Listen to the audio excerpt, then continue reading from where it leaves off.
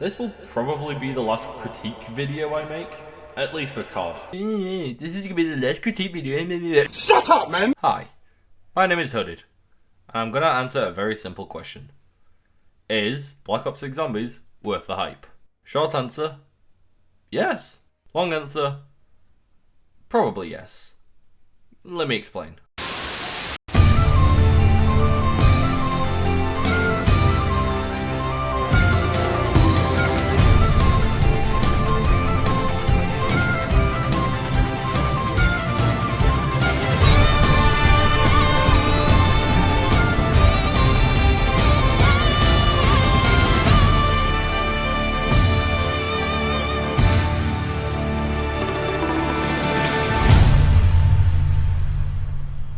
Like I stated in my MWZ review, BO6 was kind of a make or break in the series for me.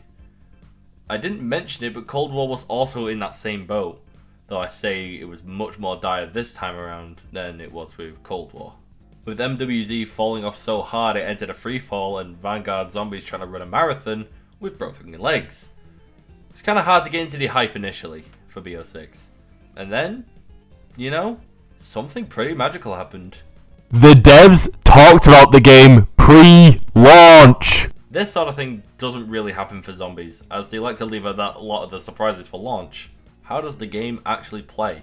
Honestly, it feels like a natural evolution of Cold War, while keeping in some of the highlights that MWZ brought to the table. Throw in some gobbleguns from BO3 and boom! You have BO6. That is a very gross, and I mean gross, oversimplification. But I'm also not here to waste your time and spend all day talking about it. Most, if not all, of the quality of life features they added to Cold War are here, some of which got a major improvement, rather than being saved for an update and used for marketing further down the line like we're kinda used to. Number one example is the wall buy rarity on wall weapons will go up as the game goes on. You're given a very direct guide for power and pack-a-punch, there's only one kind of salvage now as opposed to two, and on top of all of this, salvage is now equally spread amongst players, rather than it being a race to get the drop first. Level 1 armor is now equipped by default, making the player not as vulnerable as they were. However, armor upgrades are now locked behind points instead of salvage, meaning you have to decide whether to up your firepower or improve your defenses. The Rampage Inducer is back. Hooray! Zombie builds is a great feature, combining the blueprint making from Cold War Zombies with the weapon kit system from Black Ops 3, meaning anytime you buy a gun that has a build, you'll receive the gun with the attachments you put on, rather than just some random bullshit attachments like a thermal sight. We finally have a canonical crew back. They implemented the best feature from COD World War II. While yes, there is a canon crew, you are not forced to play as them and can actually play as any operator you want. You'll just miss out on some extra bits of lore and dialogue exchanges between the characters. The Wonder Fizz now only spawns in after round 25, a feature I was skeptical about when I heard about it, and to an extent, I still kinda am. But it's a welcome change as far as I'm concerned. Self-revives have been restricted to 3 purchases a game, meaning if you want your game to last longer, you have to play much more strategically and much better. All these neat features, but what about the maps? At the time of writing, we have 2 maps, Terminus and Liberty Falls, and we'll have another one coming before Christmas that's yet to be announced. We'll cover them in announcement order, starting with Terminus. This is one of the maps I think will stand the test of time. It starts as a relatively tame prison-esque map, more akin to Mob of the Dead, but as you go further, you'll see twisted creations that the island has to offer. Once you turn on the 3 power switches, the whole map cracks wide open, and you're free reign to explore this ginormous play space at your own leisure. The map has a whole host of enemy types, both new and returning, including the return of manglers and parasites from Black Ops 3, vermin which act like spiders from Zetsubo, without the webbing and projectile attack, and the main boss enemy, the Amalgam, similar to Zetsubo's Thrasher, which, actually while thinking about it, this map shares a lot of similarities to Zetsubo. Anyway, shoot the lit up eyeballs and his body will kill him faster than just blindly firing into him. Liberty Falls, on the other hand, is a much more tame experience. It feels much more akin to a Cold War map, rather than, say, a BO6 map. Not a bad thing, but purely an observation thing. The map is very well lit, and is way more straightforward than Terminus. The power is on from the get-go, so all you have to do is get across the map and find your pack-a-punch machine.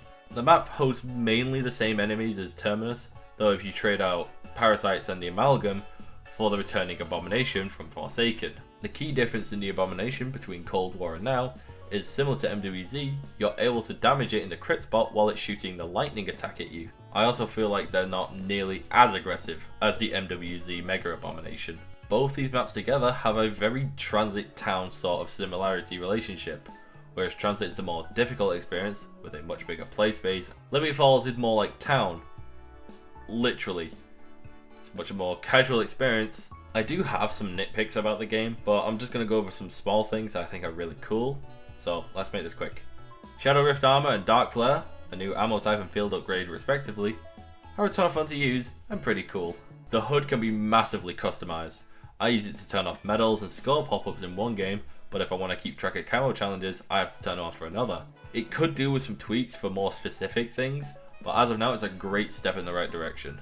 The game at first has a decent bit of challenge, and even with some augment upgrades, they can still throw you some curveballs. Personally, my game-to-game experience has been relatively bug-free, other than a server crash when time slowed down, and I think at the end of the Liberty Falls Easter egg, the game prevents you from using any kill streaks once you have beaten the Easter egg and returned to the map. The save and quit feature, another thing I was skeptical about pre-launch, but it's as easy as it seems.